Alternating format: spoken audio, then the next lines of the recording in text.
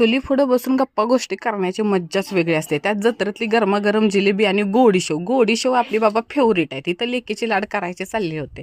संध्याकाळच्या टायमाला सगळं आवरून आम्ही चाललो जत्रेमध्ये मस्तपैकी हिंडायला. नटलो थटलो, भारी नवीन नवीन कपडे घातली, पाळण्यात वासायचं होतं व गावच्या. तुम्हाला एक गंमत सांगतो, ही दक्षची मावशी लागते, माझी मामी बहीण आहे दक्षची मावशी लागते. मस्तपैकी ह्यांचं ठरलेलं की काय काय घ्यायचं जत्रेमध्ये, हे खेळणं घ्यायचं का ते खेळणं घ्यायचं. आणि मावशी आणि आजीसोबत त्या दोघींना थंडी वाजत होती.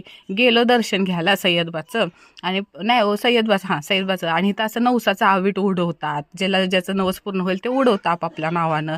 काय भारी लाईटिंग लावलेली, तिथं माणसं आपल्या इच्छेप्रमाणे चादर फुलं बिलं अशी ओढत होते त्या ह्याच्यावरती.